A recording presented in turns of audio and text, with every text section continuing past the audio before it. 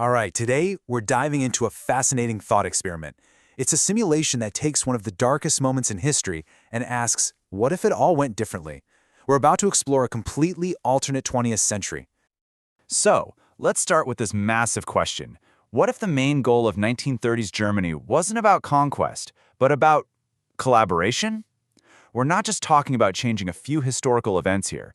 We're talking about completely rewriting the entire mindset behind them, swapping out aggression for brilliant strategy, and a hunger for power with a sense of purpose. And that's what we're calling the ethical blueprint. Think of it like this. The clock starts in 1938, but the rules of the game have totally changed. The main objective isn't to conquer, it's to see if you can build a world based on humanity, peace, and, the well-being of everyone. Now, from the very beginning, this simulation has three huge, ambitious goals. Goal number 1, avoid a catastrophic world war. Obvious, right? Number 2, figure out how to grow strategically without the absolute horror of genocide. And 3, build the foundation for a global alliance that's actually dedicated to peace. You see, this is a simulation about smarts and ethics, not about violence. Okay, so how does this whole thing kick off? Well, it begins not with a bang, but with a handshake. The first phase is all about putting out the fires of conflict before they can even start, using diplomacy as the ultimate weapon. Let's look at the opening moves, because they're brilliant. Right off the bat, the simulation takes the two biggest potential threats, the USA and the USSR, off the board by signing non-aggression pacts. At the same time, it gets all the resources it needs: oil, food, machinery, through trade, not invasion. And the military? It gets a total makeover. It's rebuilt for defense, sending a crystal-clear message that the goal here is stability, not conquest. So, with the threat of war pretty much handled, the blueprint introduces its most radical idea yet. This is a whole new way for nations to grow and come together, one based on service, not on subjugation. And this just lays it out so clearly. It's a night and day difference. On one side, you have the old, historical way of doing things, conquest. You use force, you take power, and it always ends in conflict and suffering. But on the other side, you have the blueprint's model, ethical integration. Here, you use guarantees and investment to create stability and progress for everybody.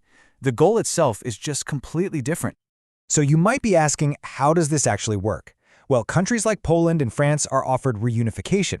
But here's the absolute key. Their local governments stay in place, their people's rights are completely protected, and the central power pours money into their schools, their healthcare, and their research. This isn't about wiping out cultures, it's about building them up. And get this, even the idea of the military is turned on its head. The new doctrine is all about non-lethal simulations.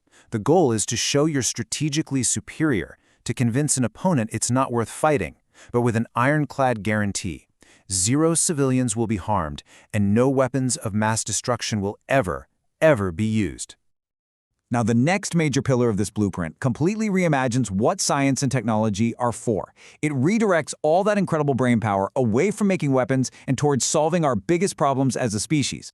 And this quote from the source material, it really says it all, doesn't it? It's the new North Star for every single inventor and scientist. It's such a simple but powerful idea. Every single breakthrough is judged by one thing. Does it make life better for people and for the planet? So what does that look like? Well, for starters, nuclear science is used for one thing and one thing only: a clean energy revolution. 0 bombs, period. All that rocket science goes into space exploration, and massive resources are poured into wiping out diseases and developing vaccines for everyone. Best of all, breakthroughs in things like AI and education are shared with the entire world, so we all rise together.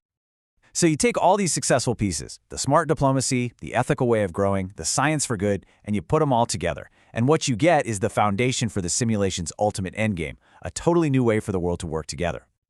And this leads to the creation of the United World Peace and Development Organization, or let's just call it the UWPDO. And this isn't some club for conquerors. It's an open invitation to every major power, including old rivals, to come together and build a system where everyone benefits from peace and progress. So let's peek under the hood and see how this thing works. It's actually a pretty smart way to balance power. See, every single nation gets one vote, so everyone has a voice. But the major world powers have a veto, which helps keep things stable. And check out this mandate. This is a huge deal. All colonies must be given their independence. The old imperial system is just gone. Okay, so we've set all the pieces in motion. But what's the long-term result of this massive experiment? What does a world running on this blueprint actually look like a few generations down the road? The simulation shows this incredible compounding effect. It's like planting a forest.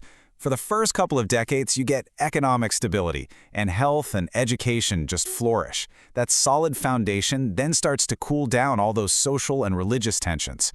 Fast forward 50 or 60 years, and you've got real, lasting peace in most regions. And within a century, you start to see a global ethical system taking root.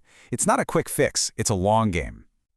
So what are the big takeaways from all this? Well, the simulation makes a few things pretty clear. 1. Brains and a moral compass are way more powerful than brute force. 2. It is totally possible to build a bigger, stronger team without bullying anyone. And 3. When you combine science with a strong sense of ethics, you get the recipe for a future that actually works for everyone. And it all comes down to this one final thought.